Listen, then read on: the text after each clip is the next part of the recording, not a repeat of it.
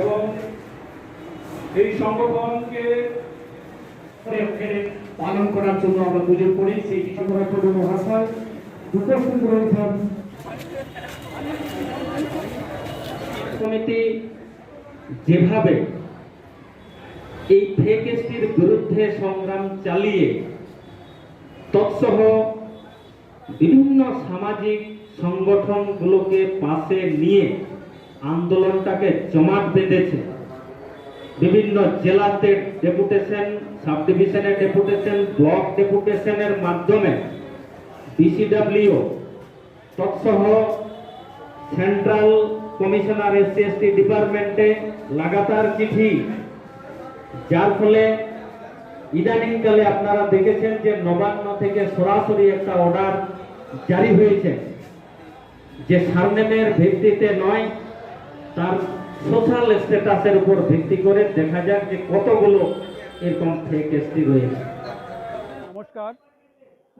পশ্চিমবঙ্গ আদিবাসী কল্যাণ সমিতি এখন যে লড়াই যেভাবে শুরু করেছে তা এখন প্রচণ্ড একটা চাপের মধ্যে আছে। কেননা এখন যেভাবে পশ্চিমবঙ্গ সরকারকে আমরা নাড়া দিতে পেরেছি এবং বেশ কয়েকটি জায়গায় ক্যান্সেল তো করা গেছে, সেটা তো ঠিকই আছে, কিন্তু আমাদের এই যে নিরন্তর বিভিন্ন মাধ্যমে ডেপুটেশন, মেমোরেন্ডাম দেওয়া থেকে শুরু করে এবং বিভিন্নভাবে আমরা সরকারকে চাপ দিতে পারার ফলে সরকার এখন নিজে থেকে এখন একটা পরিসংখ্যান দিয়েছে। কোথাও দেখলাম 25,000, কোথাও বা 36,000 এরকম কাগজে বেরিয়েছে। এরকম ফেক সার্টিফিকেট একটা অনুসন্ধান পাওয়া গেছে এবং এই অনুসন্ধান যে সমস্ত ফেক সার্টিফিকেট যে বেরিয়েছে সেগুলো অনুসন্ধান করার জন্য চিফ সেক্রেটারি, ওয়েস্ট বেঙ্গলের চিফ সেক্রেটারি যে আজকে একটা নোটিশ ইস্যু করেছে যে বিভিন্ন ব্লক স্তর থেকে, এসডিও লেভেল থেকে তাদেরকে তদন্ত করে অরিজিনাল এবং ফেক সার্টিফিকেট বাছাই করার পর অ্যাকশান নেওয়ার যে কথাটা অর্ডারে দেওয়া আছে বা বলতে অর্ডার দিয়েছে, সেটা আমরা একটা ধাপ আমরা মনে করছি যে আমরা সাকসেস হয়েছি। খুব গুরুত্বপূর্ণ প্রশ্ন এই মুহূর্তে, কারণ গত 29 তারিখে যে 46টা গণসংগঠন আদিবাসীদের নিয়ে যে কলকাতায় মহাবিক্ষোভ সমাবেশ হলো, সেটা একটা গুরুত্বপূর্ণ দিক আছে এবং তাৎপর্যপূর্ণ একটা সংগঠন এটা কাজ করেছে। মানে এখন উদ্দেশ্য হচ্ছে আমাদের যে আদিবাসী যদি বিভিন্নভাবে আমরা যদি আন্দোলন করি, সেই একটা ইস্যু নিয়ে বা দুটো ইস্যু নিয়ে, আদিবাসী সেন্টিমেন্ট ইস্যু নিয়ে, তাহলে কিন্তু সেটা কাজের কাজ কিছুই হবে না। এতদিনে আমরা সেইভাবে একতা হতে পারিনি। আমরা বুঝতে পেরেছি যে আমরা যতক্ষণ না একতা হই বা ইউনাইটেড হই ততক্ষণ আমরা কিন্তু আদায় করতে পারবো না আমাদের দাবিগুলো। আমাদের দাবি ধরুন এই যে ফেক সার্টিফিকেট, কিংবা ফরেস্ট রাইট অ্যাক্ট, কিংবা আদিবাসীদের হস্টেল সমস্যা, কিংবা ইউসিসি, কিংবা এই যে কুর্মী যারা এসটি হতে চাইছে, এগুলো কিন্তু সমস্ত আদিবাসীর একটা অভিশাপ, সমস্ত আদিবাসীকে এফেক্টেড করে, শুধু সাঁওতাল, মুন্ডা, খাড়িয়াকে এরকম কিছু না, এগুলো সমস্ত পশ্চিমবঙ্গের যতগুলো আমরা আদিবাসী সবাই আমরা এফেক্টেড। তো সুতরাং কেন আমরা সবাই একসঙ্গে আন্দোলন করব না? এই বিষয়টা আমরা সমস্ত কমিউনিটি বা পশ্চিমবাংলায় যারা আদিবাসী তাদেরকে আমরা বোঝাতে পেরেছি। দেখা ভাই, এটা সমস্ত আদিবাসীর সমস্যা, এটা শুধু সাঁওতালের সমস্যা নয়, ভূমিদের সমস্যা নয়।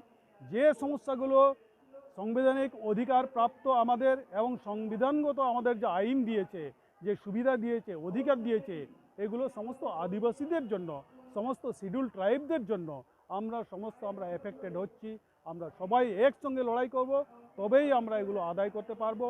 এটা বোঝাতে পেরেছি বলে আজকে আমরা এক জায়গায় হয়েছি এবং আমি জোর গলায় বলছি আমরা ভবিষ্যতে এই united forum of all Adivasi organisation যেটা আমরা গড়ে তুলেছি, এই সংগঠনের মাধ্যমে আমাদের আদিবাসীর সমস্ত অধিকার এবং সমস্যা আমরা লড়াই চালিয়ে যাব। এই অঙ্গীকার রেখে আমরা পরবর্তী কর্মক্ষেত্রের জন্য আমরা চিন্তাভাবনায় আছি, আমাদের আলোচনা চলছে। কিন্তু West Bengal schedule tribe welfare অ্যাসোসিয়েশনে আমরা নিয়ে যেতে পারিনি, কারণ এর পেছনে আমাদের যে ধারণা, সাধারণ মানুষের যারা হয়তো লেখাপড়া জানে না, দিন মজুর, দিন আনে দিন খায়, এই ধরনের যে মানুষের কাছে আমাদের যে ধারণা মানে সমস্যা, এই কনসেপ্টটা, এই ধারণাটা আমরা তুলে ধরতে এখনও পারিনি, আর আমরা স্বীকার করছি। অনেকেই এটাকে অন্যভাবে তকমা দেওয়ার চেষ্টা করছে।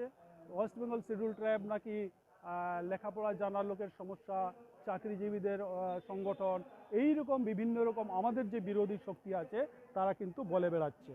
তো আমরা চেষ্টা করছি এটা যাতে গ্রাসরুট পর্যন্ত নিয়ে যেতে পারি। তার জন্য আমাদের যে ব্লক স্তরের যে কমিটি তৈরি, সেই ব্লক স্তরের কমিটি আমাদের তৈরি চলছে, এবং ব্লক লেভেল তৈরি হয়ে গেলে পঞ্চায়েত স্তরে যে সমস্ত আমাদের কাজ আছে সেইখানে আমাদের কর্মসূচি একদম নির্দিষ্ট।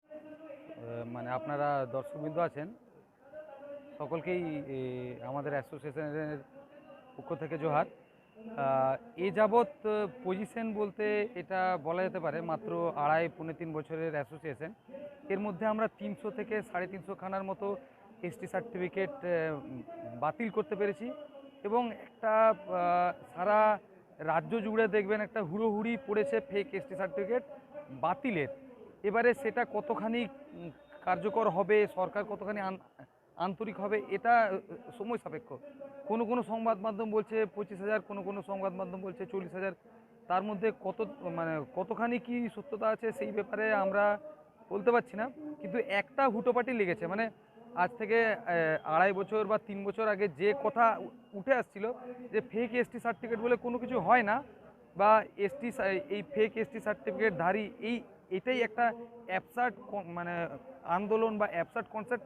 এই জিনিসটা ভুল। আমরা প্রমাণ করে দেখিয়েছি অন্তত পক্ষে 300 বা 350 খানা যারা ফেক এসটি সার্টিফিকেটধারী তাদের সার্টিফিকেট আমরা বাতিল করতে সমর্থ হয়েছি। এবং অবস্থান যদি বলেন, আমরা অলরেডি 17টা জেলাতে তো জেলা শাখা গঠন করেইছি।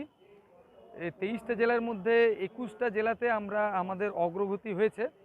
আর দুটো যে বাদবাকি জেলা, মানে সারা পশ্চিমবঙ্গ জুড়ে আশা করছি এই বছরের মধ্যে আমরা পশ্চিমবঙ্গ আদিবাসী কল্যাণ সমিতি বিস্তার লাভ করবে। মানুষ থেকেই মানুষ আসে, বিশুদ্ধতার ভিড় বাড়ায়। তোমরা মানুষ আমরা মানুষ, তফাৎ শুধু শির দাঁড়ায়। যাদের সেই শির দাঁড়ার মধ্যে সেই জোরটা আছে, যাদের মেরু থেকে দণ্ডখানি এখনও খুলে যায়নি, তারা আমাদের সামনে আসছেন। আশা করি দেখা দেখি আরও যারা পিছনের সারিতে আসবো কি আসবো না ভাবছেন, ওনারাও আসবেন। কেন্দ্রীয় কমিটির আলোচনার ভিত্তিতেই আমরা বিশেষ করে 24 পরগনা থেকে আমাদের কাছে এই রিপোর্টটা এসেছিল যে আপনারা যত তাড়াতাড়ি সম্ভব এই বিষয়ে আপনারা হস্তক্ষেপ করুন, না হলে এই দুয়ারে সরকার প্রকল্পের নামে যে সার্টিফিকেট প্রদানের যে অন্তর্ভুক্তি হয়েছে সেটা জলের মতন সব যারা আদিবাসী তারা সার্টিফিকেট পেয়ে যাচ্ছে। এটা সেখান থেকে রিপোর্ট পাওয়ার পরে আমরা কেন্দ্রীয় কমিটিতে আলোচনা করি, দেন এন্ড দেয়ার আমরা এটা মুভ করি। আমরা সেক্রেটারিকে এবং আমরা বিসিডাব্লিউকে এবং আদিবাসী ভবনকে সঙ্গে সঙ্গে আমরা জানাই, এবং ইভিন চিফ সেক্রেটারি যিনি হচ্ছেন ওয়েস্ট বেঙ্গলের তাকেও আমরা জানিয়েছি যে এই দুয়ারে সরকার প্রকল্পের মাধ্যমে যে সরলীকরণের কথা মাননীয়া বলছিলেন, মানে দিদি আমাদের, যে বাবার থাকলেই দিয়ে দিন, এটা আমরা বিরুদ্ধে। আমরা বলেছি যে সার্টিফিকেট ইস্যু করতে গেলে যে প্রসিডিওর মেনটেন করা দরকার সেটা দুয়ারে সরকারের প্রকল্পের মাধ্যমে 1 দিন বা 2 দিন বা 3 দিনের মধ্যে সেই সার্টিফিকেট দেওয়া যায় না। সেটা অনেকটাই ইনভেস্টিগেশন করতে হয় এবং প্রপার গাইড তাদের মানতে হয়, এবং সেইগুলো যদি ইনভেস্টিগেশন প্রপার গাইড মানতে হয় তাহলে মিনিমাম 10 থেকে 15 দিনের তার আগে সার্টিফিকেট ইস্যু করা খুব কঠিন কাজ। এই জন্যে আমরা দুয়ারে সরকার প্রকল্পে আমরা মনে করি যে এই সব বিষয়ই থাকুক, যতগুলো যা ক্রাইটেরিয়া না যে বিষয়গুলো রয়েছে, ধরুন দুয়ারে সরকার অনেক প্রকল্প আছে, সবগুলোই থাকুক, কিন্তু এই বিষয়টাকে বাদ দেওয়ার জন্য আমরা অনুরোধ করেছি।